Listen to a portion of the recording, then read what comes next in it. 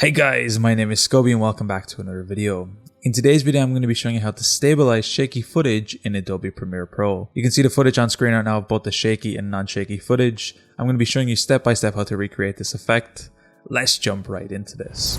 So before we go too far into today's video, I want to mention you do need to keep your expectations real with what we can do with this effect. There are some drawbacks to using an effect like this and I will be showing them in today's video. However, you do need to keep in mind it's not going to be able to take the shakiest footage in the world and make it perfectly smooth and stable without losing any quality or cropping in, etc. So you need to make sure to keep your expectations realistic in today's video. So what I have right here is some footage that I'm going to be quickly playing over that we've seen in the example. And this is going to be the pure original uncut footage. So as you can see when I play it through it, it's a person walking through a plane. And you can see it's not overall too unstable. However, we can smoothen this out to make the effect a lot better. So the first thing I'm going to be doing is coming to our effects panel. If you can't find this, simply go to Window and click on Effects. And this is going to open up our effects panel for our Adobe Premiere Pro. What we're going to be doing is searching in the search box and we're going to be searching for Warp. And we're going to be looking for Warp Stabilizer inside Video Effects and Distort. What we're going to be doing is dragging our Warp Stabilizer onto our video track and you'll see instantly it's going to start analyzing in the background. So what we're going to be doing next is opening up our effects control panel. To do this, the first thing we're going to need to do is make sure we have the video track selected on the timeline, which I do right now. And we're going to be coming to our effects control panel. If you can't find this, simply go to Window and click on Effect Controls. And right here we can see the Warp Stabilizer effect that we just added. From this point you can see we're currently analyzing our frames. You can see it's currently about 30% of the way through and it's analyzing the whole track I have this adjusted to. So this might take a couple seconds to a couple minutes depending on how long the track and video track you're trying to add it to is. In this case, as you can see, I'm currently analyzing 270 frames in total. Once this is done, I'll come back to you. So once your effect is done analyzing, we can instantly see on our video track. If we try to play it through, it's a lot smoother in comparison to what it was before. Now this effect is not 100% perfect. We can see some distortion and warping on the video track right here. However, it's much smoother than how it was before. So the first thing I'm going to be showing you is how to turn this effect on and off without deleting it. If we come to our Warp Stabilizer effect right here, on the left we can see we were able to toggle the effect on and off. So if you want to preview the effect at any time, we can simply enable and disable it here. From this point, we're going to be looking at some of the stabilization methods and inputs that we can change. So the very first thing that we can do is the result. And this is what I'd recommend checking first, as we have two options here. The first is smooth motion, which I would recommend using for our track in today's video. As you can see, we're actually moving in the video. So what we're trying to do is stable out and smooth our motion, or the walking in this case, to be more smooth and to look more fluid. So what we're trying to do is a smooth motion effect. If you want to mimic a tripod effect where maybe you have a phone and you're trying to create a still shot, you can then select a no motion effect where Premiere will then try to analyze the scene and remove all the motion. But in today's video, what we're going to be doing is selecting the smooth motion effect. The next thing we can look at is the smoothness.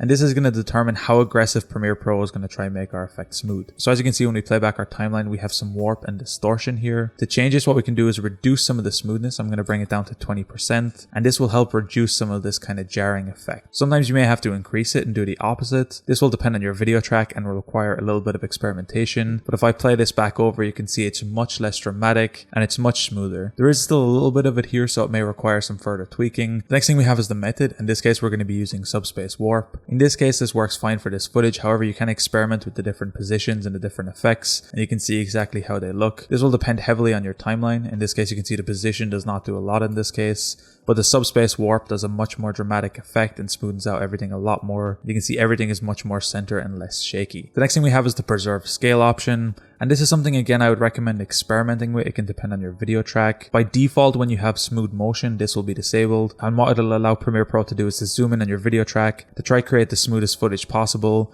where it can crop and zoom in to actually determine and adjust the effect. When you actually preserve the scale, what it's going to do is make Premiere Pro keep 100 by 100 and then try to do some video tricks in this and kind of zoom it out. In this case, it can be a little bit hit or miss depending on your video track, how this works.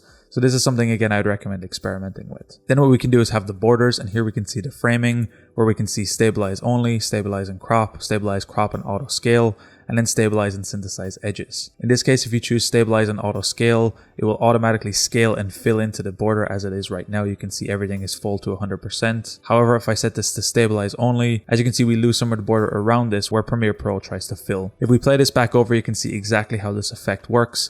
You can see that Premiere tries to adjust and bounce around our video track to try fill it in. In this case, I'd recommend leaving the framing on stabilize, crop, and auto scale, so it'll actually fill and do this automatically. Although you can experiment with this depending on the effect you're trying to go for, and that's most of the effects and tools you will need to use in the Warp Stabilizer effect. If you've made a lot of changes, just feel free to reanalyze your video track. Again, this can take a couple seconds. Anyway guys, it's as easy as that to stabilize and smooth out your footage in Premiere Pro. If you guys enjoyed this tutorial, be sure to drop a like. Subscribe if you're new, check out the other videos on the channel. I'm going to be leaving a link down below to my PayPal if you found these videos helpful and you want to support me. Anyway guys, thank you so much for watching. Until next time, as always, keep it saucy. Peace.